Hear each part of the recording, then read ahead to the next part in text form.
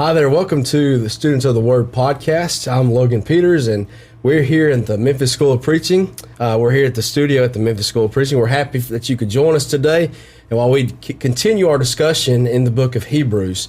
And today we want to specifically look at the topic of apostasy. Now, apostasy can cause a soul to be lost, but what I want us to talk about at this point is, what is the danger of apostasy? The danger of apostasy is eternal condemnation. Mm-hmm. For someone to leave the faith, for a group or a church to leave the faith willingly, is a condemning and eternal damning issue. Mm-hmm. So that is the danger. That is the ultimate and eternal danger of apostasy. Yes. The ultimate danger is the danger with your soul and God. But it is so important that we see the prior danger.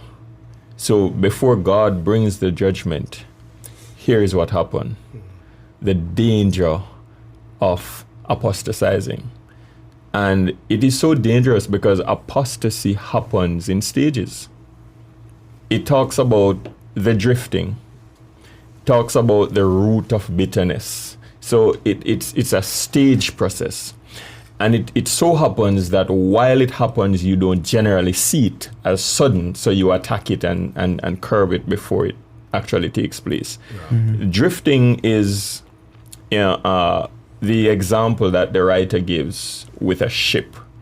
So a ship is at the harbor, but it's not anchored. And the waves come and just bounce. It just bounce and bounce little by little. Mm-hmm. And it eases away.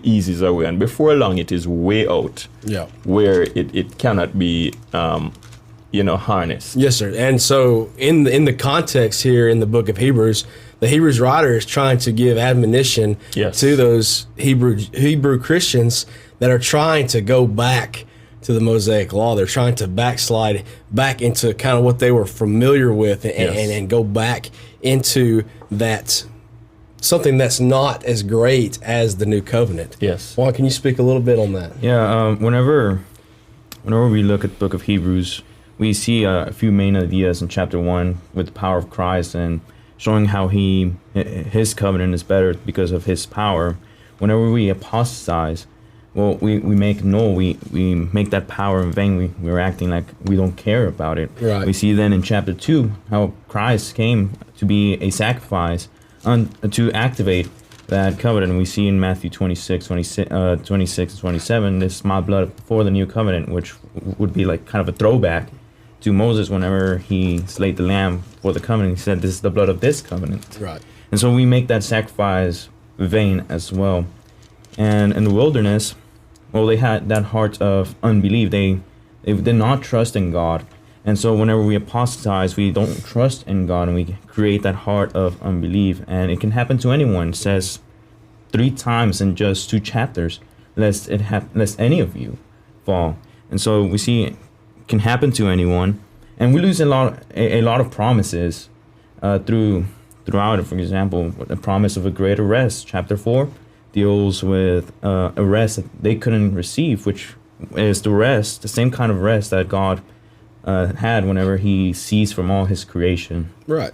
And we can see that people do slip. People do apostatize. People do go back to their old ways of life. And that's the idea for Christians is to hold on to that faith, to grasp it so tightly that you're never going to let go. And we keep studying and we keep learning about the love of God and learning his word and his rules and his guidance, so that way we can hold on. Yeah. Mm-hmm. So if I could add something, these Hebrew Christians here that the writer is admonishing, of course, in the context, we know they are wanting to go back to the old covenant, and it's evident whenever we look at like Hebrews 10 there's certain ways that people can apostatize that are very evident, right? It's like they're not at worship, or they're 1 Corinthians chapter 5, right? Yes. The man that was living in adultery with his stepmother. Yes.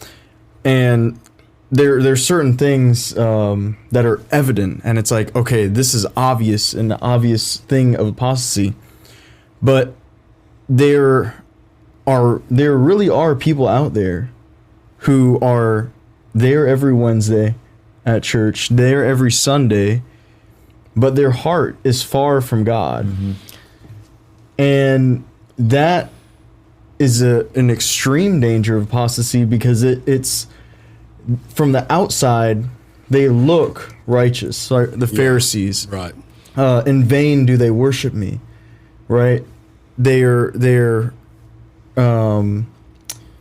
hearts are far from God, but they are going through the motions. But what causes that is that man begins to think of himself higher than he is. He begins to lean on his own understanding, and we're told, we're warned against that in Proverbs 1 and verse 7. And then if one turns away from the instruction of God and turns to his own mind, he's in danger of forming a heart of opinion and forming a heart of I know better, and forming a heart of, well, God's not really there for me. And we see that in 2 John 1, 9 through 11. Yes. So we see that it's so easy to slip, not even consciously slipping.